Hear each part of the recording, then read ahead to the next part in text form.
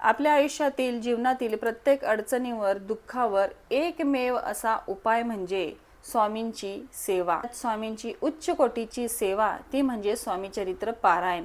आणि हेच स्वामीचरित्र पारायण आपल्याला स्वामींच्या प्रकट दिना दिवशी म्हणजेच 20 मार्चला आपल्याला स्वामींच्या चरणी ते अर्पण करायचं आहे आणि स्वामींचे भरभरून आशीर्वाद आपल्याला घ्यायचा आहे। जो कोणी हा स्वामींच्या प्रकट दिना दिवशी पारायण करतो त्याला स्वामींची अनुभूती ही येतेच येते। स्वामी त्याला प्रचिती देतातच। असा हजारो भक्तांचा अनुभव आहे की त्यांनी स्वामी प्रकट दिनाच्या दिवशी स्वामींची सेवा केली आणि त्यांना स्वामींनी प्रचिती दिली।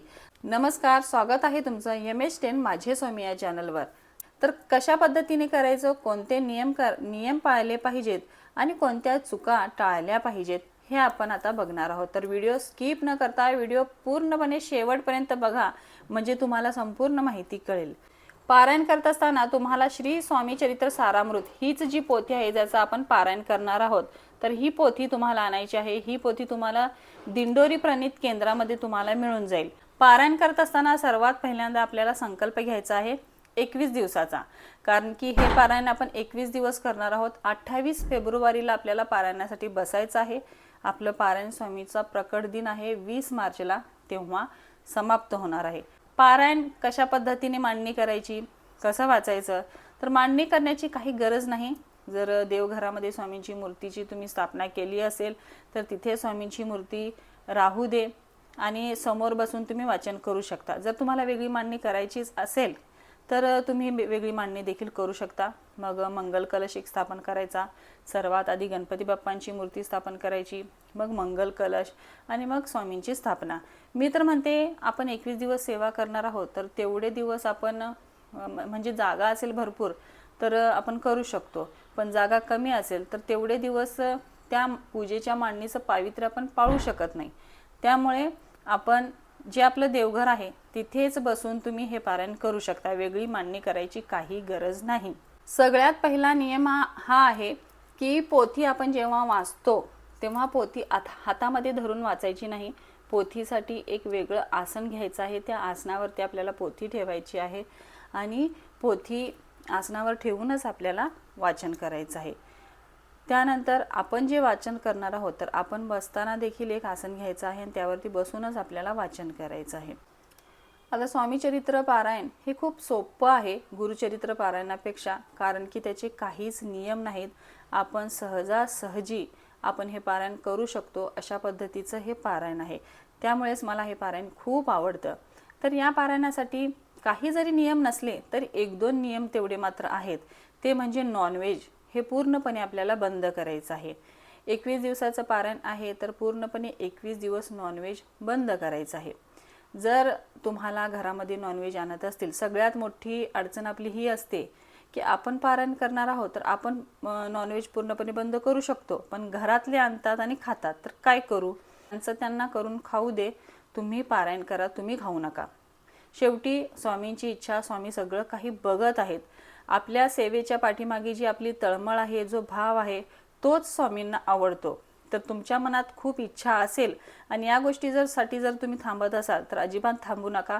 घरातले खात असतील तर त्यांना आणू दे, फक्त तुम्ही खाऊ नका। स्वामींची 21 दिवस मनसोक्त अशी स्वामींची सेवा करा। त्यानंतर दुसरी अडचण असते ब्रह्मचर्य पालन। तर या स्वामीचरित्र पारायणामध्ये ब्रह्मचर्य पालन केलं नाही तरी चालतं। जर तुम्हाला काटेकोरपणे पाळून जर पारायण करायचं आहे तर अतिउत्तम। जर ब्रह्मचर्य पालन होत नसेल तर काहीच अडचण नाही, ते देखील पारायण करू शकतात। वाचन करत असताना पोथी खाली ठेवून वाचन करायचं आहे। अखंड दिवा तेवत राहिला पाहिजे। सर्वात आधी संकल्प घ्यायचा आहे।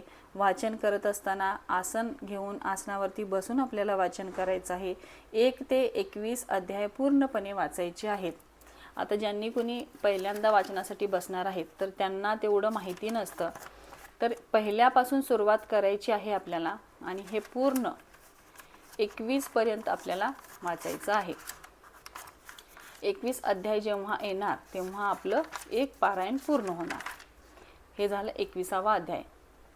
हा अध्याय जेव्हा येणार तेव्हा आपले अध्याय म्हणजे एक पारायण आपलं पूर्ण होणार। तर याची पण वाचण्याची एक पद्धत आहे। जर तुम्हाला सकाळी वाचण्यासाठी तेवढा वेळ नसेल आता हे वाचण्यासाठी आपला पाऊण तास किंवा जास्तीत जास्त 1 तास तरी आपल्याला लागतो. तर हे जर वाचण्यासाठी एवढा वेळ तुमच्याकडे नसेल तर सकाळी तुम्ही थोडे अध्याय वाचू शकता, परत संध्याकाळी थोडे अध्याय तुम्ही वाचू शकता. अशा प्रकारे टप्प्याटप्प्याने जर या ग्रंथाचं वाचन तुम्ही केलं तरी देखील काही हरकत नाही. फक्त 12 ते 1:30 च्या दरम्यान तुम्हाला वाचन थांबवायचं आहे. या वेळेत आपण वाचन करायचं नाही. मग नामस्मरण वगैरे तुम्ही करू शकता. 1 ते 21 अध्याय एका दिवसात आपले पूर्ण झाले पाहिजे. मग ते सकाळी तुम्ही किती निवडणार आहात वाचण्यासाठी, संध्याकाळी किती निवडणार आहात वाचण्यासाठी, हे तुमच्यावर. मग त्याची वेळ जी आपण सकाळी वेळ ठेवलेली आहे ना, हे पारायणामध्ये खूप महत्त्वाचं असतं. जे की पारायणाची वेळ आहे ती वेळ खूप महत्त्वाची आहे. जर तुम्ही सकाळी 7ला जर बसणार असाल वाचण्यासाठी तर पूर्ण पुढचे 20 दिवस तुम्हाला सकाळी 7 वाजताच वाचण्यासाठी बसायचं आहे. संध्याकाळी जर तुम्ही 6चा वेळ ठरवला असेल तर पुढचे 20 दिवस सकाळी 6 वाजता तुम्हाला वाचनासाठी बसायचं आहे. अशा पद्धतीने वाचनाचा हा एक नियम आपल्याला पाळायचा आहे आणि तो आपल्याकडून पाळलाच गेला पाहिजे. या पारायणामध्ये वेळ ही खूप महत्त्वाची आहे. असं सांगितलं जातं की ज्या वेळेत आपण वाचनासाठी बसतो पारायणाला, दुसऱ्या दिवशी त्या वेळेत स्वामी आपली वाट पाहत असतात. त्यामुळे वेळ चुकवायची नाही. वाचन कशा पद्धतीने करायचं? जेव्हा आपण वाचत असतो तेव्हा पूर्णपणे आपलं सगळं लक्ष स्वामींवरती असलं पाहिजे. आपण जे काही वाचतोय त्यावरती आपलं पूर्णपणे लक्ष असलं पाहिजे. वाचन करतोय, कोणाचा तरी फोन आला, आपण उचलून बोलतोय, घरामध्ये कोणीतरी आलं त्यांच्याशी आपण गप्पा मारतोय, घरामध्ये स्वयंपाक काहीतरी आपलं गॅसवरती चालू आहे त्याच्याकडे आपलं पूर्णपणे लक्ष मध्ये सुटलो आणि ते आपण गॅस बंद करायला गेलो, तर असं करू नका. वाचन करत असताना पूर्णपणे लक्ष आपलं वाचनावरच असलं पाहिजे.